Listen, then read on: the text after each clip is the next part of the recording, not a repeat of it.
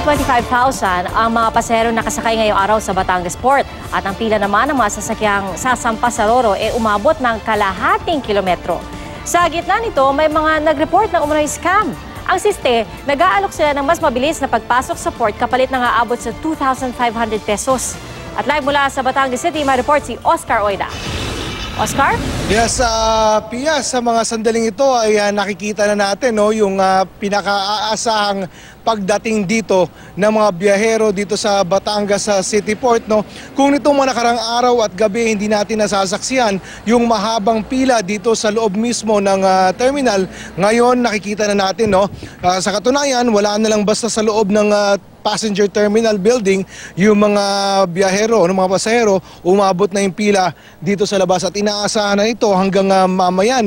At nakausap nga natin ilan sa kanila at ayon sa kanila, alam naman natin meron pang trabaho hanggang kanina kaya wala silang choice kundi last minute ay pumunta dito sa Batangas City Port para nga sumakay ng masasakyang barko papunta sa kanilang mga destinasyon. Karamihan sa kanila pupunta ng Puerto Galera, Calapan, yung iba as far as Romblon. Pero tiniyak naman ng ATI at PPA na meron namang sapat na barko na babiyahe para may atid sila sa kanilang mga destinasyon. Samantala yung sinasabi mo kaninang modus, Pia, yung parang gimmick, yung kapalit ng pera, bibigyan daw ng fast pass.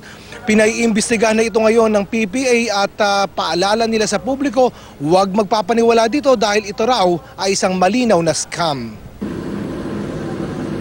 Madilim pa lang kanina, mahaba na ang pila ng mga sasakyan sa labas pa lang ng Batangas City Port.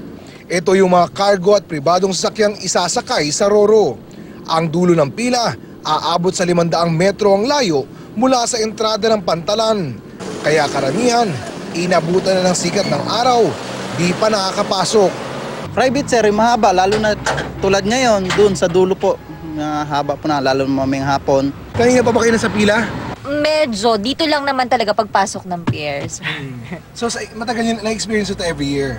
Yes, every week ng Mindoro. So, compare last year, mas okay ngayon. Talaga mas Kasi last year, mga 2 kilometro hanggang sa may flyover ang pila.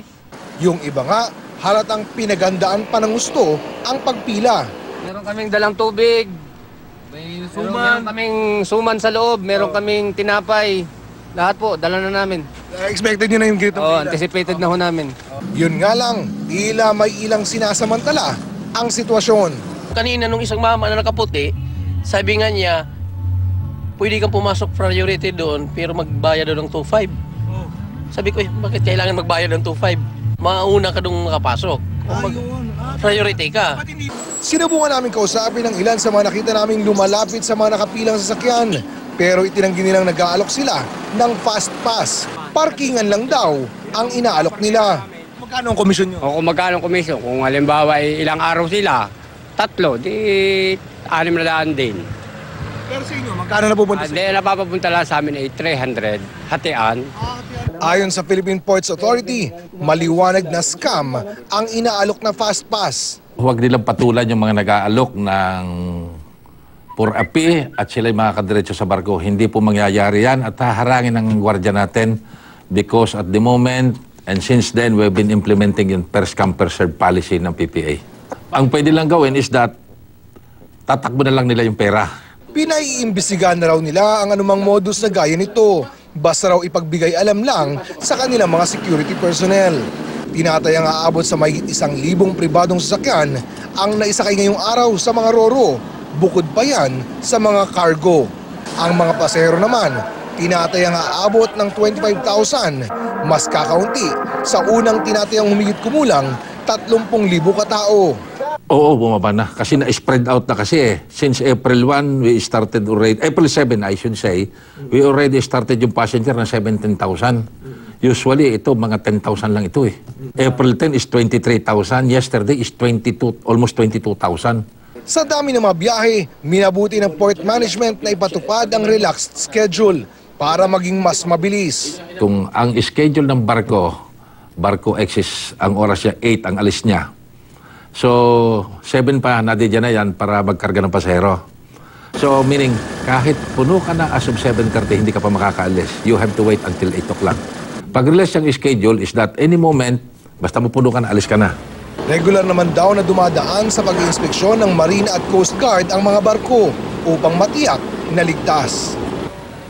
Samantala, Pia, ayon sa Philippine Ports Authority, may mga biyahe pa naman sa mga susunod na araw, pero higit na kukonti ito dahil medyo konti lang din naman yung mga biyaherong sasakay, no? Kaya paumanhin sa mga magsipagsakay nitong mga susunod na araw, medyo tsaga-tsaga lang sa paghihintay dahil kinakailangan punuin din yung barko bago bumiyahe. Pia?